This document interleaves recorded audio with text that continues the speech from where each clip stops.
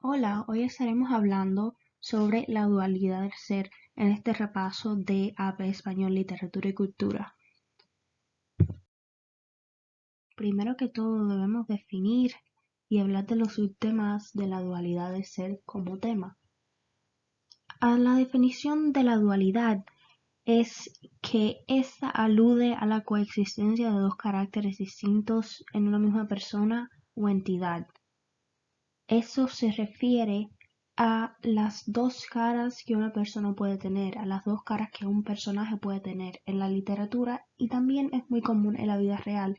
No todos somos iguales de la manera que actuamos con distintas personas o en distintos lugares. Esto va a ser muy común en la literatura y lo veremos en las obras de las que vamos a hablar a continuación. Los subtemas de este tema son la construcción de la realidad, la espiritualidad y la religión, la imagen pública y la imagen privada y, como último, la introspección. Hoy empezaremos hablando del romance de la pérdida del alma. El autor es anónimo, la época es la medieval, el movimiento literario es el medievo y el recurso literario que vamos a usar para probar la dualidad del ser será en este caso rima. Pero hablemos de por qué en esta obra hay dualidad. La voz poética de esta obra está hablando de una manera que nos dice que el autor sería un moro, pero en realidad en la obra él menciona cristianos de braveza.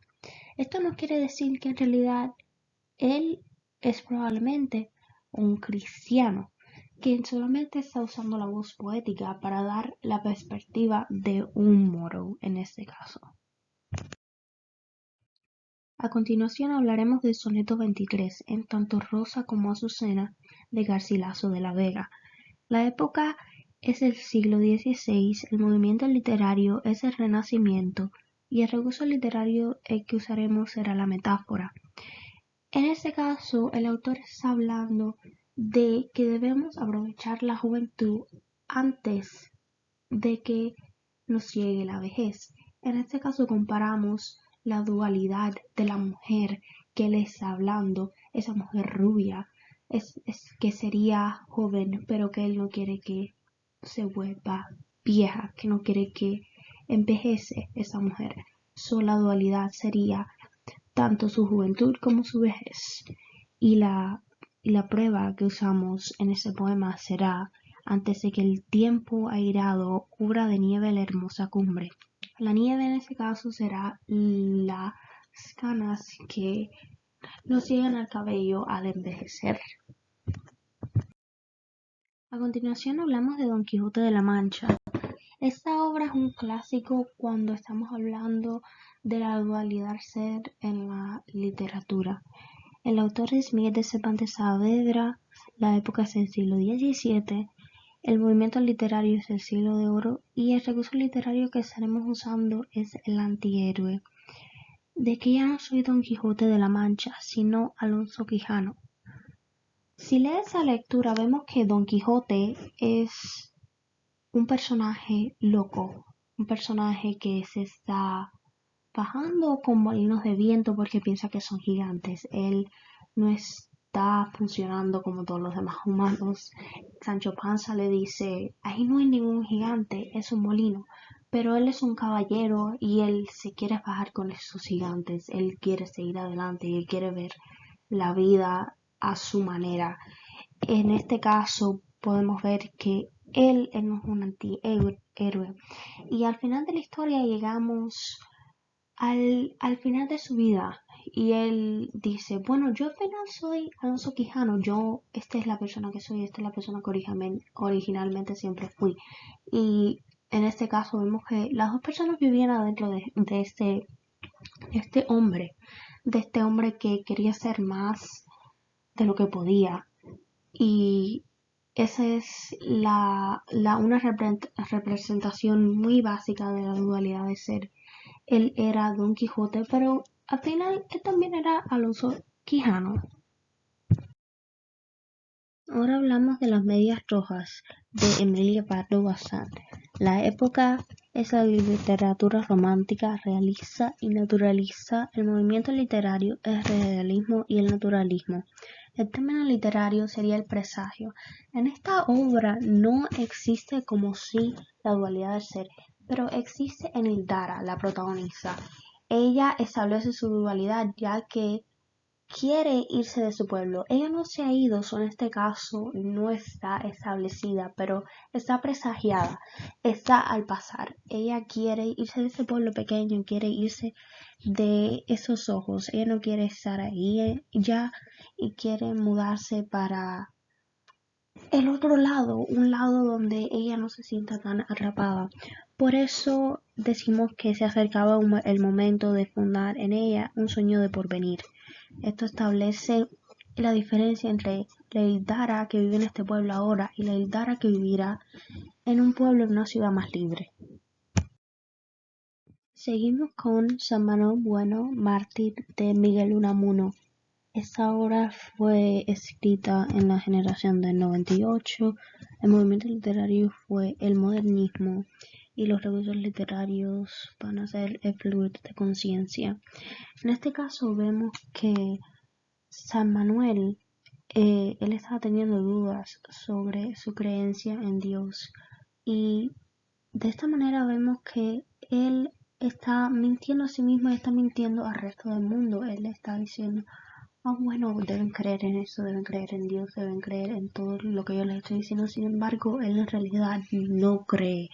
Le está influenciando a las personas cuando en sí mismo tiene esa dualidad